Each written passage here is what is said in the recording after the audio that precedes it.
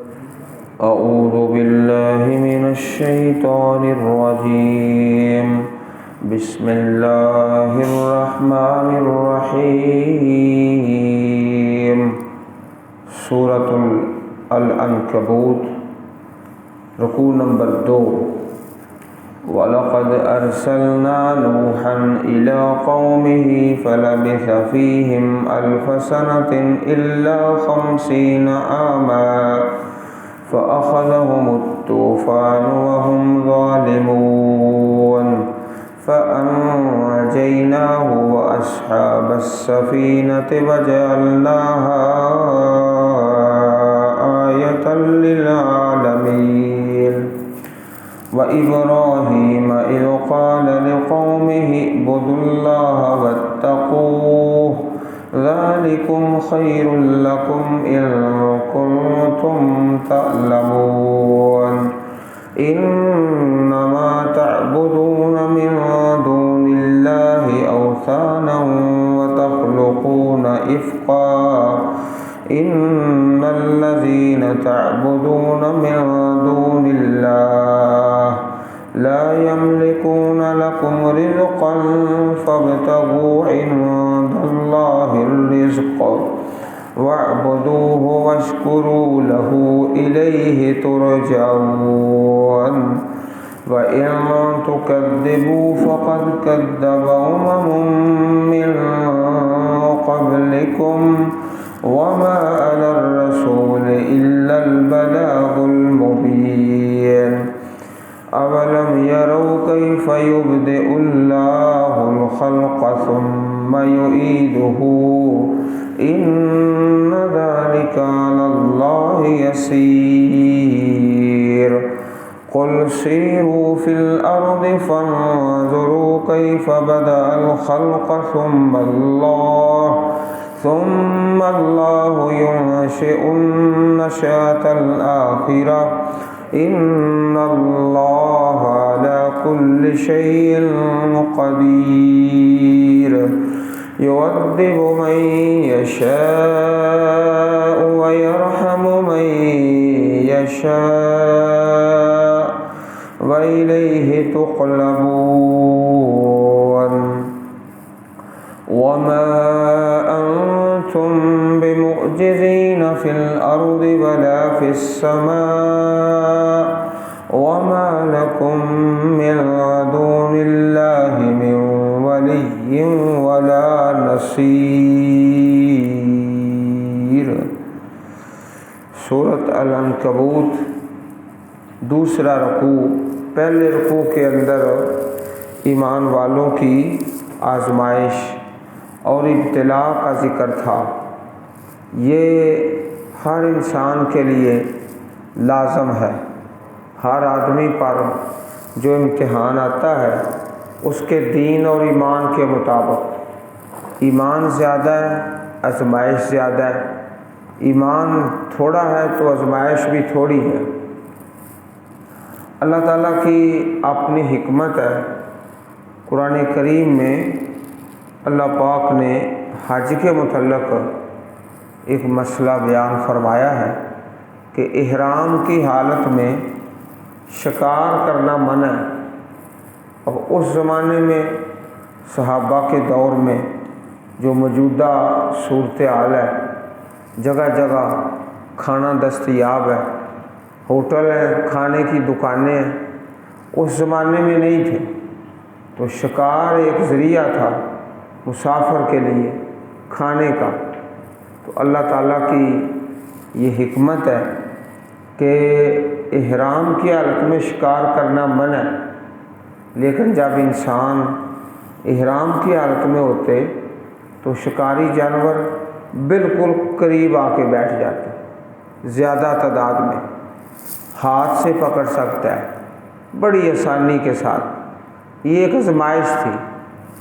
جب احرام نہیں ہے تو پھر شکار کا جانور بڑی مشکل سے ملتا ہے، اس کے پیچھے دور دراز تک بھاگنا پڑتا ہے، تگ و دو اور کوشش، لیکن شکار احرام کی حالت میں بالکل سامنے، اور بہت زیادہ شکاری جانور، اللہ تعالیٰ کی طرف سے یہ آزمائش ہوتی ہے۔ ہفتہ کے دن مچھلی پکڑنا بنی اسرائیل کے لیے منع کیا گیا۔ ہفتے کے دن وہ پانی کے اوپر سینہ تان کر پھرتی تھی اور باقی 6 دنوں میں ملتی نہیں، بڑی مشکل کے ساتھ۔ تو حلال روزی بڑی محنت کے ساتھ کر کے تھوڑا سا نصیب ہوتا ہے اور حرام آسانی کے ساتھ زیادہ مل جاتا ہے۔ تو یہ پہلی سورت مبارک سورۃ العنکبوت کے پہلے رکوع کے اندر آزمائش کا ذکر ہے، ایمان والوں کی آزمائش، اور لام تاکید کا اور نون تاکید کا یہ صیغہ پہلے رکوع میں بہت زیادہ ہے۔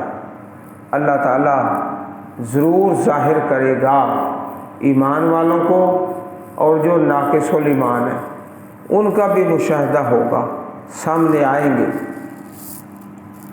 دوسرے رکوع میں اللہ پاک نے حضرت نوح علیہ السلام کا تذکرہ فرمایا اور نبی کریم علیہ السلام کو تسلی دی کہ نوح علیہ السلام کی دعوت کا اور تبلیغ کا جو زمانہ ہے 950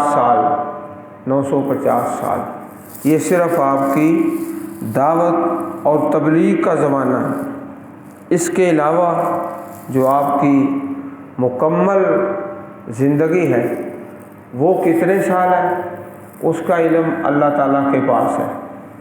بعض مفسرین کرام نے لکھا ہے کہ 40 سال نبوت سے پہلے اور یہ 950 سال کا یہ عرصہ دعوت کا، پھر قوم ہلاک ہو گئی، اس کے بعد 60 سال تک آپ زندہ رہے۔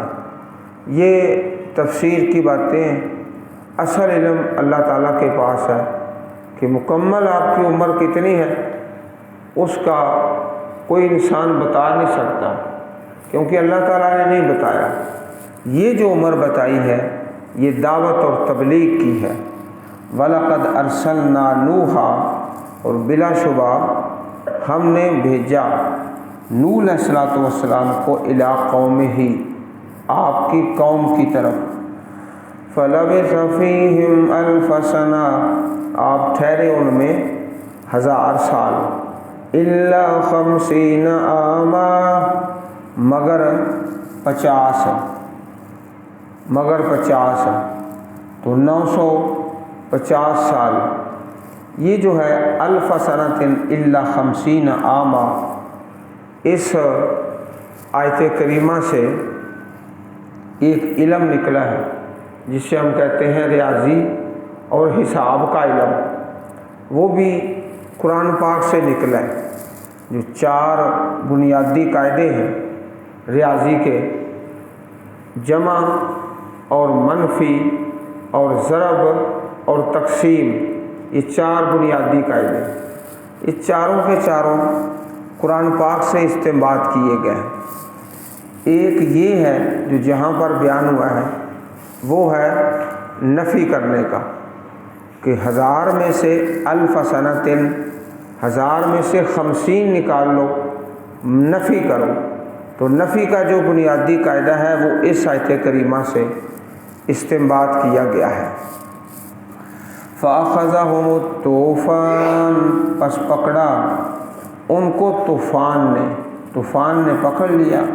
وَهُمْ ظَالِمُونَ، اس حال میں کہ وہ ظالم تھے۔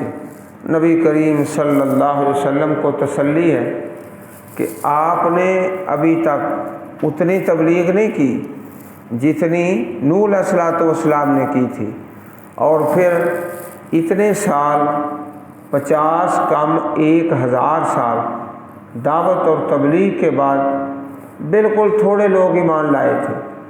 نبی کریم علیہ السلام کو تسلی ہے کہ آپ کا دعوت کا عرصہ تھوڑا ہے اور ایمان لانے والے زیادہ ہیں، اس لیے آپ دعوت اور تبلیغ کو جاری و ساری رکھیں۔ نبی اکرم صلی اللہ علیہ وسلم نے حضرت آدم کے متعلق بتایا، خلق اللہ آدم علی صورتہ، اللہ تعالیٰ نے حضرت آدم علیہ السلام کو ان کی شکل میں پیدا فرمایا۔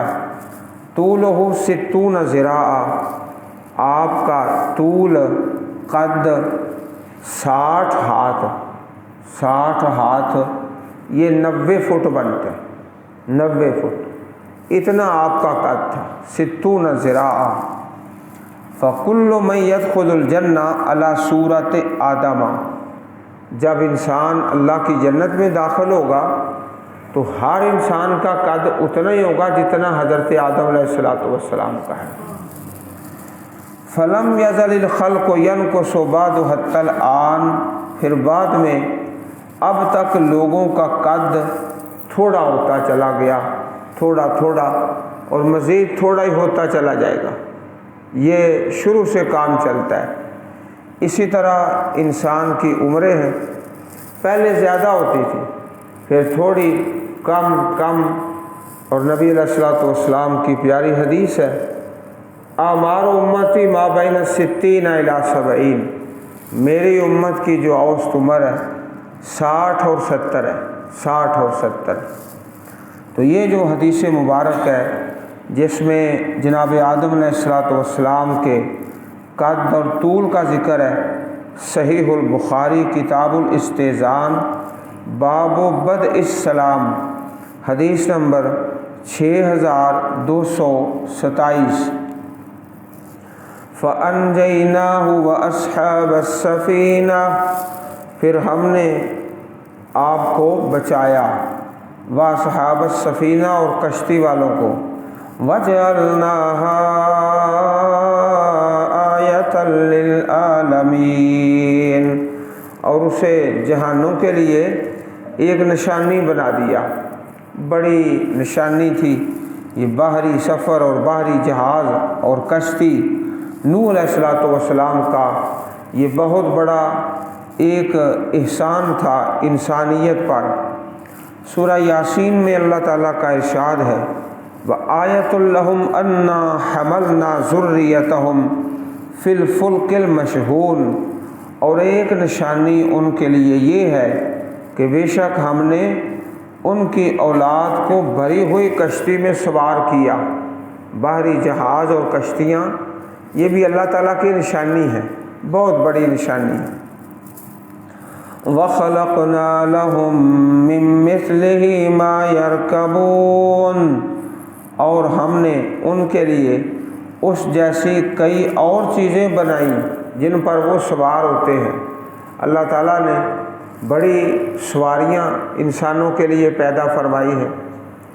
ایک لفظ ہے غلط العام، لفظ غلط ہے لیکن عام ہو جاتا ہے۔ کہتے ہیں نا وہ بسوں والے، سواری بٹھا لو، سواری کو نہیں بٹھانا، مسافر کو بٹھانا ہوتا ہے۔ کتنی سواریاں ہیں، اصل لفظ ہوتا ہے کتنے مسافر ہیں، تو مسافر کی جگہ پر لفظ سواری عام طور پر بول دیا جاتا ہے، اس کو کہتے ہیں غلط العام، عام غلطی ہو گئی۔ وَإِن نَّشَأْ نُغْرِقْهُمْ فَلَا شَرِيكَ لَهُمْ وَلَا هُمْ يُنقَذُونَ، اگر ہم چاہیں تو انہیں غرق کر دے، پھر نہ کوئی ان کی فریاد سننے والا ہو اور نہ وہ بچائے جائیں۔ إِلَّا رَحْمَةً مِّنَّا وَمَتَاعًا إِلَىٰ حِينٍ، مگر رحمت ہے ہماری طرف سے اور سامان ہے ایک وقت تک۔ نبی کریم صلی اللہ علیہ وسلم کے صحابہ جب مکہ مکرمہ میں کافروں کی اظہار آسانیوں سے تنگ آ گئے تو پہلے ہجرت ہوئی جس کا نام ہے ہجرت حبشہ، وہ بھی اس کشتی پر سوار ہو کر، اور باہری جہاز اللہ تعالیٰ نے ان کے لیے ایک سواری کا انتظام فرمایا۔ ہجرت حبشہ نشانی اور رحمت اللہ رب العزت کی طرف سے۔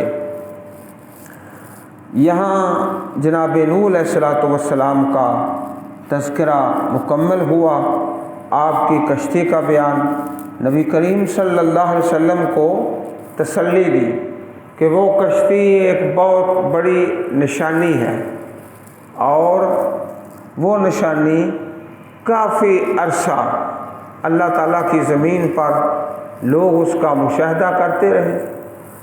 اور ایک بہت بڑی نشانی نوح علیہ السلام کے اس واقعے میں کہ جتنا زمین پر پانی تھا، پانی وہ پہاڑوں سے بھی بلند پانی ہے، تو وہ تھوڑے ہی عرصے میں اللہ تعالیٰ کے حکم سے خشک ہو گیا، ختم ہو گیا۔ عام حالات میں اتنا پانی اتنی جلدی ختم نہیں ہوتا، لیکن اللہ پاک کا حکم تھا کہ وہ بہت جلدی اللہ تعالیٰ کے حکم سے زمین نے اس پانی کو نگل لیا۔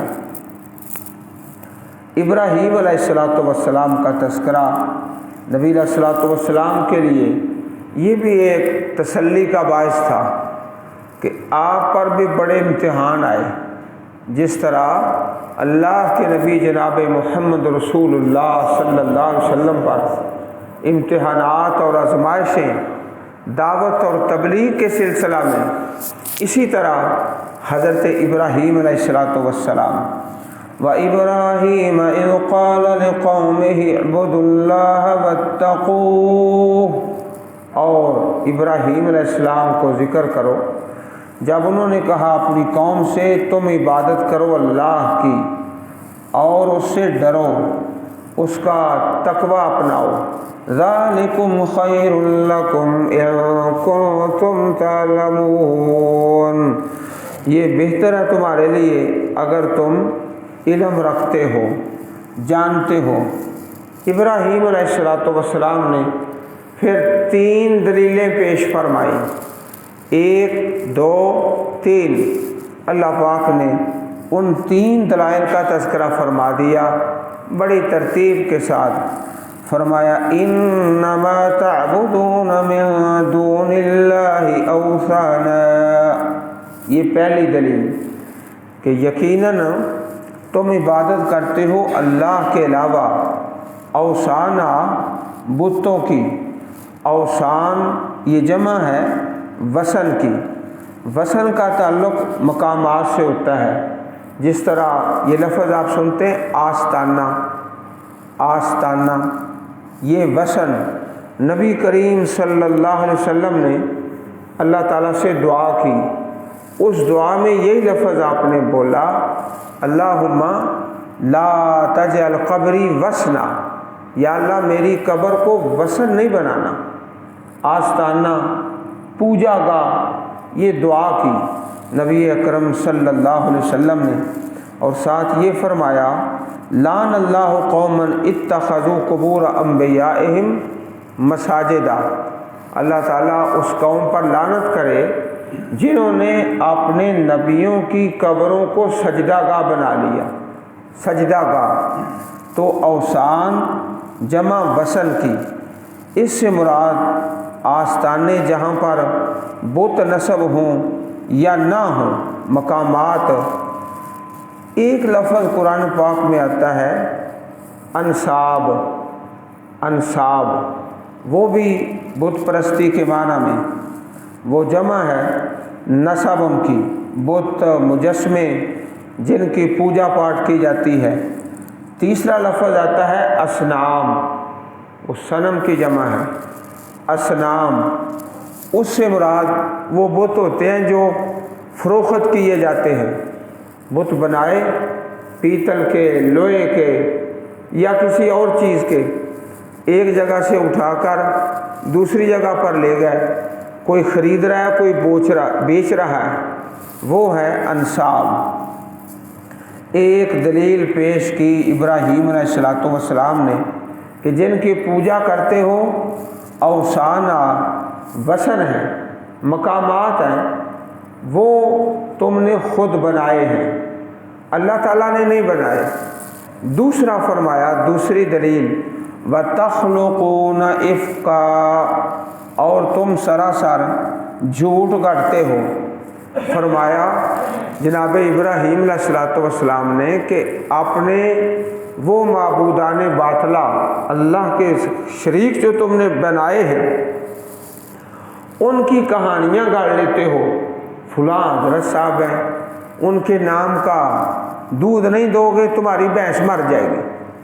ہمارے علاقے میں بہت لوگوں کی بھینسیں مر گئی ہیں جنہوں نے ان کے نام ایسے وَتَخْلُقُونَ إِفْكًا گھڑ دیتے ہو جھوٹ، اپنے ان بڑوں کی بڑائی ثابت کرنے کے لیے جھوٹی کہانیاں بنا لیتے ہیں۔ فلاں نے اپنے بچے کا ایسا نہیں کیا تو اس کے بچے ہی مر گئے۔ جھوٹی کہانیاں گھڑ گھڑ کے اپنے ان شریکوں کی صداقت کو ثابت کرتے ہیں۔ فرمایا پہلا کام تو یہ کرتے ہو، خود ان کو بناتے ہو، اور دوسرا اللہ تعالیٰ کا شریک ثابت کرنے کے لیے جھوٹے قصے کہانیاں بنا لیتے ہو۔ ہماری کالونی میں ایسے ہو گیا ہے، ہمارے ٹاؤن میں ایسے ہو گیا ہے، جس نے نہیں کیا بزرگوں کے لیے فلاں اس کا یہ نقصان ہو گیا ہے۔ ایسی کہانیاں یہ ابراہیم علیہ السلام نے دوسری دلیل پیش فرمائی۔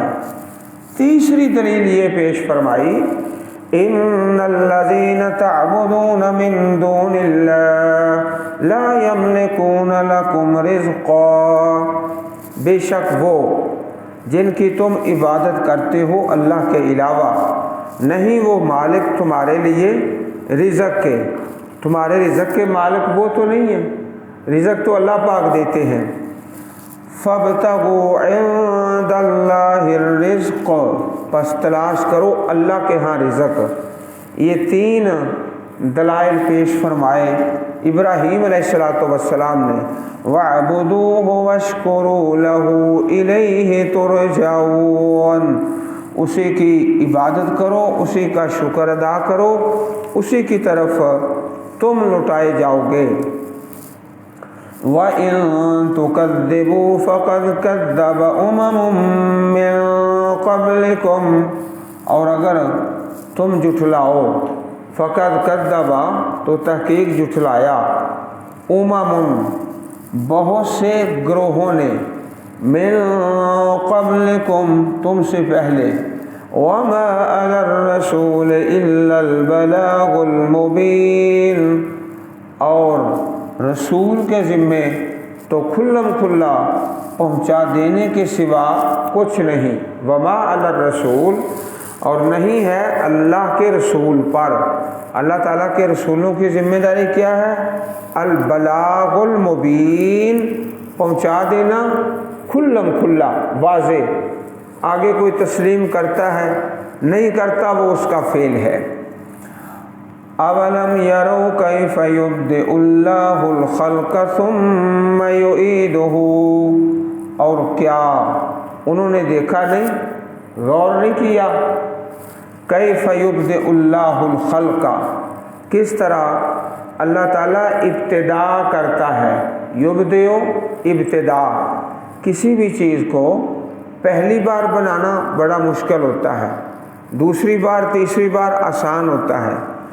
یہاں سے اللہ تعالیٰ نے آخرت کے متعلق بیان شروع فرما دیا، عقیدہ آخرت، دوبارہ مر کے اٹھنا، کس طرح ابتدا کرتا ہے اللہ تعالیٰ الخلقہ، مخلوق کی پہلی مرتبہ، ثم یعیدہ، پھر اسے دہرائے گا، دوبارہ پیدا کرے گا۔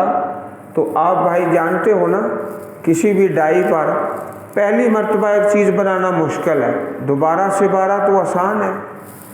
ثم یعیدہ ان ذلک علی اللہ یسیر، بے شک یہ اللہ تعالیٰ پر بڑا آسان ہے، یسیر بہت آسان ہے۔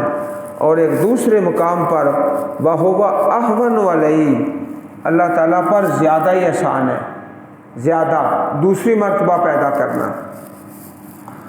قُلْ سِيرُوا فِي الْأَرْضِ فَانظُرُوا كَيْفَ بَدَأَ الْخَلْقَ ثُمَّ اللَّهُ يُنشِئُ النَّشْأَةَ الْآخِرَةَ إِنَّ اللَّهَ عَلَى كُلِّ شَيْءٍ قَدِيرٌ۔ یہ وہ آیت کریمہ ہے جس کے بارے میں کئی مرتبہ عرض کیا گیا کہ اس آیت کا ایک ٹکڑا تلاوت کیا جاتا ہے اور باقی حصہ چھوڑ دیا جاتا ہے۔ یہ بڑی ناانصافی کی بات ہے۔ قل سیرو فی الارض، سیر کرو زمین میں، اللہ فرماتے ہیں سیر کرو۔ پھر لوگوں کی نوجوان لڑکیاں ساتھ لے کر سکول اور کالج والے وہ سیر پہ چلے جاتے ہیں۔ سیرو فی الارض، نوجوان لڑکیاں ہیں اور جوانی ان کے استاد ہیں اور ٹیچر ہیں، سیر کر رہے ہیں۔ سیرو فی الارض، اصل مقصد آگے ہے فانظروا، پس تم دیکھو، کیف بدأ الخلق، کس طرح اس نے ابتدا کی، پیدائش کی۔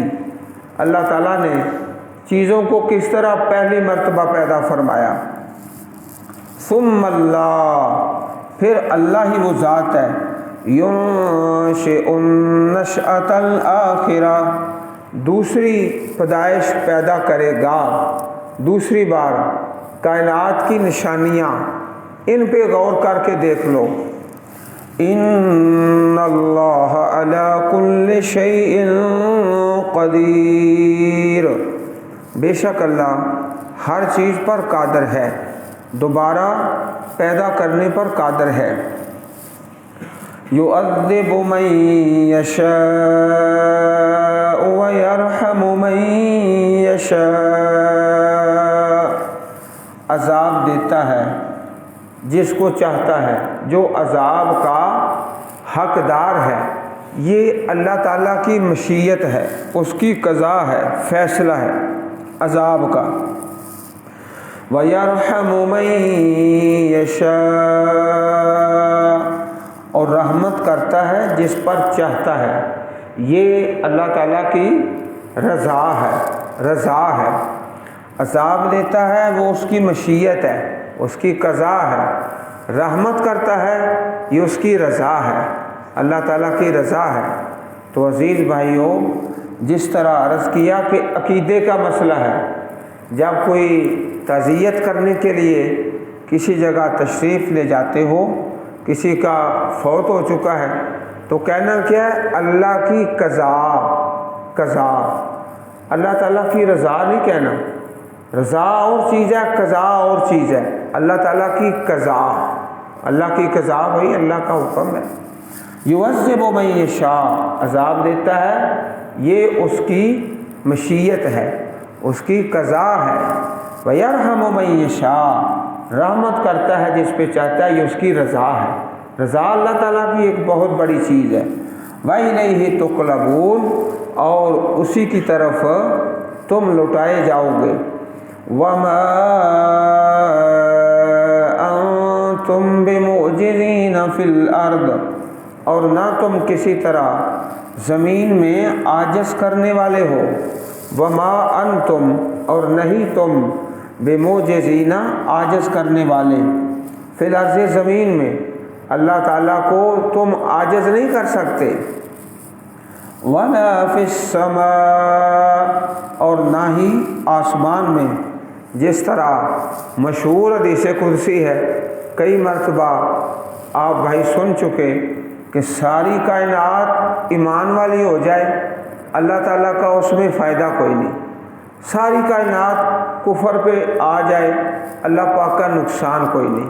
کوئی اللہ تعالیٰ کو عاجز نہیں کر سکتا۔